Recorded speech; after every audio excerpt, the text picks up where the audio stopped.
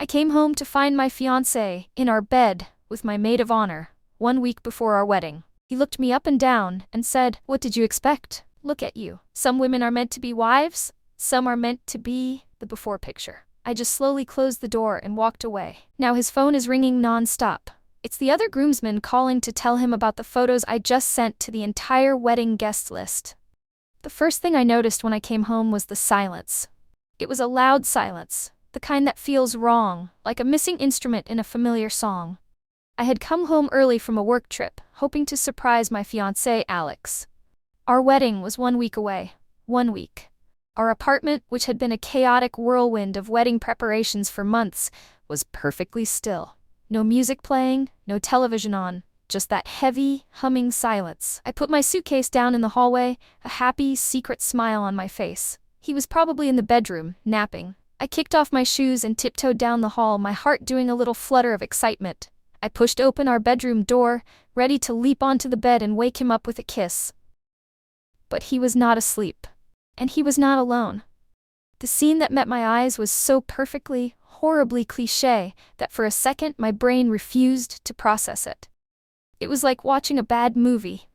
There was Alex, my fiancé, the man I had loved for 6 years. And there was Jessica, my maid of honor, my best friend since we were kids, the woman who was supposed to stand beside me at the altar. And they were together, in our bed. The bed I had spent a month picking out. They both froze, their faces a comical mask of shock. The silence was broken by a sharp intake of breath. It might have been mine. I don't remember. Time seemed to slow down, the air turning thick and syrupy. Alex was the first to recover. He scrambled for the bedsheet, a look of annoyance quickly replacing the shock. He wasn't ashamed, he was irritated that he had been caught. He looked at me, standing there in my sensible work clothes, my hair probably a mess from the flight. He looked me up and down, a slow, deliberate appraisal, and then he smiled. It was a cruel, condescending smile. "Well," he said, his voice dripping with a casual sort of venom. "This is awkward." He looked over at Jessica, who was now smirking, and then back at me. "What did you expect, Chloe? I mean, really, look at you." He gestured vaguely in my direction. "Some women are meant to be wives, the whole package, and some women are meant to be the before picture." The before picture. He had reduced me, our life together, our entire history, to a before. And Jessica, my best friend, just lay there, propped up on one elbow, watching me with a look of detached amusement like she was watching a mildly interesting television show. There was no remorse in her eyes, there was only victory. Something inside me broke. It wasn't my heart, not yet. It was something else. It was the part of me that had always made excuses for him, the part that had always seen the best in people. It just snapped. The world went quiet again. The roaring in my ears stopped. I didn't scream. I didn't cry. I didn't throw anything. I just looked at them both, these two people I had trusted completely, tangled together in the ruins of my life.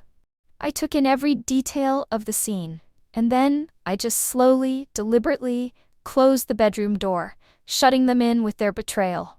The soft click of the latch was the loudest sound I had ever heard. I turned around and walked away.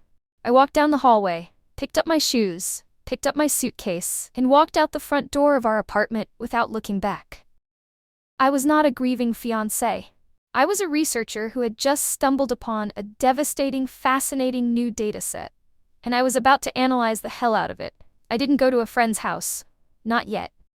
I went to a quiet, anonymous hotel near the airport. I needed a clean, neutral space. A place with no memories. I sat on the edge of the perfectly made bed, the one that felt like it was in a different universe from the one I had just left. The shock began to wear off, and the pain hit me like a physical blow, a punch to the gut that left me breathless. I let myself feel it for exactly 1 hour. I cried. I ugly cried, the kind of soul-wrenching sobs that leave you empty and raw. I mourned my 6-year relationship. I mourned my 15-year friendship. I mourned the wedding dress hanging in my closet. I mourned the future I thought I had. And then, I stopped. I washed my face with cold water, looking at my own reflection in the mirror. The before picture, I whispered to myself. Was that what I was? The thought didn't make me sad anymore. It made me angry. A cold, clean, analytical anger. Because something about the scene had been wrong. It wasn't just the betrayal. It was their confidence. their utter lack of fear. Alex's casual cruelty, Jessica's smug smirk. It felt like they weren't just having an affair. It felt like they had just closed a successful business deal. It felt like they thought they had won something and I was just collateral damage. That thought, that single suspicion, was what saved me. My grief turned into a sharp, focused curiosity. My heartbreak turned into a research project. I took out my laptop. I was a freelance data analyst. I spent my days finding patterns in complex sets of information. I was good at it. I could see the story that numbers told. And I had a sudden, desperate need to see the story of the man I was supposed to marry. For the past year, Alex had been living a life of incredible luxury. He had quit his steady job in finance to start his own private investment fund. He called it Apex Holdings.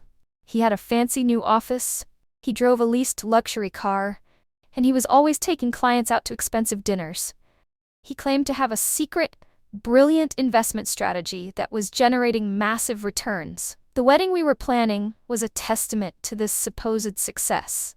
It was a lavish, ridiculously expensive affair with a guest list of over 200 people. He was paying for all of it, or so he claimed. I had been so caught up in wedding planning and my own work that I had never really looked too closely at his business. I trusted him. I believed in him. Now that trust was a pile of ashes. I still had access to all our shared online accounts. I started with the wedding spreadsheets. I looked at the payments he had made, the deposit for the venue, the payment for the band, the caterer. I checked our joint bank account, and that's when I saw the first anomaly. The payments weren't coming from a business account. They were coming from a personal savings account that I didn't recognize. I did some digging. Using the information I had, I managed to get access to the statements for this secret account. What I saw made my blood run cold. The account was being funded by large, regular wire transfers from dozens of different people. And I recognized the names. They were our friends. They were our family. They were people on our wedding guest list. There was Ben, one of Alex's groomsmen. There was my own aunt and uncle. There were our friends from college. They were all investing in Apex Holdings. But there were no corresponding investments being made from the account. There were no stock purchases, no real estate deals, no business transactions at all. The money would come in from a new investor, and then a chunk of it would go out a few weeks later as a dividend payment to an earlier investor. It wasn't a hedge fund, it wasn't a brilliant investment strategy, it was a Ponzi scheme.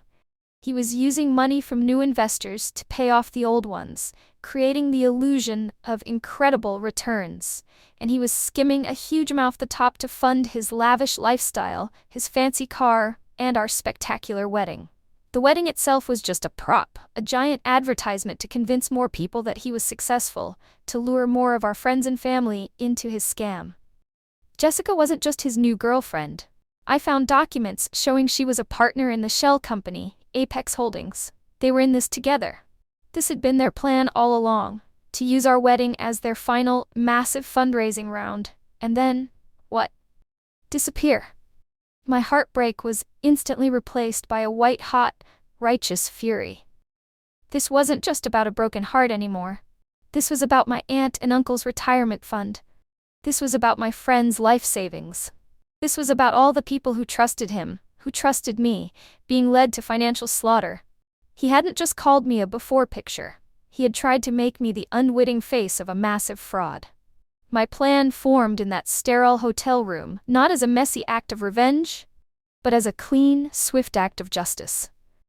I wasn't going to expose their affair. That was trivial. I was going to expose their crime, and I was going to use their own arrogance as the weapon. The first call I made was to my true best friend Megan. I told her everything. The affair, the insult, and the financial crimes. She was silent for a moment, and then she said, "Okay, we're gonna burn him to the ground. What's the first step?" The first step was to find an ally on the inside. I scrolled through the list of groomsmen. My eyes landed on Ben. He was a good guy, a little naive, and I knew he had invested a significant amount of money with Alex. He deserved to know the truth. I sent him a simple, cryptic text. "Ben, I need to talk to you about Alex. It's urgent, and it's about your investment. Can you meet me?" He agreed immediately, his reply full of concern. We met at a quiet coffee shop the next day. I laid out the evidence I had found. I showed him the bank statements, the flow of money. I watched his face go from confusion to denial to a deep, simmering anger. I put my son's entire college fund into that, he said, his voice a low whisper. He told me it was a sure thing. He told everyone that, I said. Ben, I need your help. He sent you documents, prospectuses, right? I need to see them. I need to build a complete picture of his lies. Ben didn't hesitate. He went home and emailed me every single document Alex had ever sent him. The fabricated earnings statements, the professional-looking but completely fake prospectus for Apex Holdings. It was the final piece of the puzzle. For the next 3 days, I worked like a woman possessed. Megan was my command center, ordering me food, handling logistics, and being my angry alter ego, yelling at the computer screen so I could stay calm and focused. I compiled everything into a single, devastating package. I created a password-protected website. On the homepage, I put a beautiful, professional engagement photo of me and Alex. Underneath it, I wrote, "The wedding of Chloe and Alex has been canceled. Please read the following information carefully." Then I created sections. The financial statements, which showed the real bank records. The investor documents, which showed the fake prospectuses he had sent out. The personal expenses, which detailed how he had spent his clients' money on his own luxury lifestyle, complete with receipts from restaurants and travel agencies. And finally, the key players, which had a photo of him and a photo of Jessica, listing them as the sole partners of Apex Holdings. It was a digital museum of their crimes. The last step was the delivery system. I went through our wedding guest list of 250 people. I created a master email list. I drafted an email. It was calm, professional, and deeply apologetic. "Dear friends and family," it began. "It is with a heavy heart that I must inform you that my wedding to Alex is canceled. I came home early from a trip this week to discover a situation that forced me to reevaluate everything I thought I knew about the man I was planning to marry. In doing so, I have uncovered a significant and heartbreaking financial deception that involves many of you. I feel it is my moral duty to share what I have found. Please visit the secure website below for more information. I am so deeply sorry that my trust in him has put your own financial security at risk."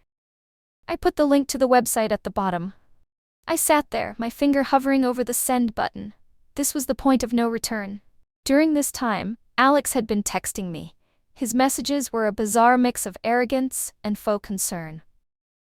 "I know you're upset, but you need to be an adult about this. We still have to deal with the wedding vendors. Are you telling people about us? My mom said you sounded strange on the phone. Don't make this messy, Chloe." He had no idea what was coming. He thought the fight was about his cheating. He thought he was in control. On Thursday night, exactly 1 week after I had closed that bedroom door, I took a deep breath. I thought about my aunt and uncle. I thought about Ben's son's college fund. I thought about the insult he had thrown at me, trying to reduce me to nothing. And I clicked send. I turned my own phone off. I knew it would be chaos, but I didn't want to be a part of it. The revenge was not for me to watch. It was for him to experience. I stayed at Megan's that night. We ordered pizza and watched old movies. At around 10 p.m., Megan's phone started buzzing. It was a mutual friend. She put it on speaker. "Megan, oh my God, have you seen Chloe's email? Is it real? My husband and I have $50,000 with Alex." Megan calmly confirmed it was real and advised her to contact a lawyer immediately. For the next 2 hours, her phone didn't stop. The entire social circle we belonged to was imploding in real time. The true satisfaction, however, came from Ben. He was my inside source to Alex's personal hell. He started texting me updates. He's calling me. He's screaming. He's asking how you found out. He has no idea who else knows. Now the other groomsmen are calling him. They're all freaking out. One of them is on his way to Alex's office right now. This is insane. His parents just called me. They saw the email. His dad is a CPA. He's losing his mind. He said Alex is a disgrace. He's calling me again. He's crying, sobbing, asking if I've talked to you. He wants me to tell you to take the website down. He says he'll give everyone their money back. He just doesn't know how. I just sat there, reading the texts, a quiet, calm feeling washing over me. I had not destroyed him with a fit of jealous rage. I had destroyed him with a well-researched, evidence-based report. I had destroyed him with my own competence. He showed up at Megan's apartment the next morning. He must have guessed I was there. He looked like a ghost. His face was pale and puffy from crying. His expensive hair was a mess. He was a man who had lost everything in the span of 12 hours. Megan opened the door. "You are not welcome here, Alex," she said, her voice like ice. "I need to see her," he begged, trying to look past her into the apartment. "Chloe, please. I'm sorry. I'm so sorry. It was a mistake, all of it." I walked to the door and stood beside Megan. I looked at him, this broken man. There was no trace of the smug, confident fiancé who had dismissed me just a few days ago. "You're not sorry you did it, Alex," I said, my voice steady. "You're just sorry you got caught." "No, I swear," he cried. "I love you. It was always you. Jessica was a mistake, a stupid fling." "This isn't about Jessica," I said, and his face fell. He was realizing this was so much bigger than that. "This is about my aunt and uncle. It's about Ben's son. It's about dozens of our friends who you looked in the eye and lied to. You didn't just cheat on me. You betrayed every single person who trusted you." He just shook his head, speechless. "You told me I was a before picture," I said, my voice quiet but carrying more weight than any scream. "You were right. I am. I'm the person I was before you tried to reduce me to a pretty accessory. I'm the person I was before I made myself smaller to make you feel big. And this new life you're about to have, the one with no money, no friends, and a whole lot of legal trouble, that's your after picture. You should smile. It's what you've earned." I closed the door on his sputtering, pathetic pleas. The aftermath was long and messy, but it was a mess I was prepared for. A group of the investors, led by Ben, filed a class action lawsuit. The authorities got involved. Alex and Jessica were both arrested. Their faces were all over the local news. I worked with the lawyers, providing all my research. I became the lead witness in the case against them.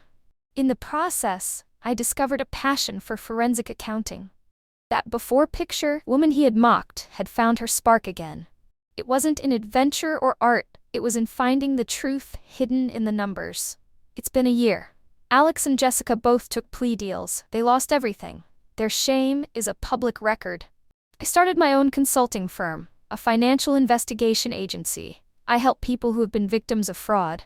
My business is thriving. I'm not just a survivor, I'm an advocate. I'm not the before picture or the after picture. For the first time in a long time, I'm just the picture. Whole, complete, and finally in focus. And I have never felt more like a wife, a partner, and a success. Just not for him, for myself.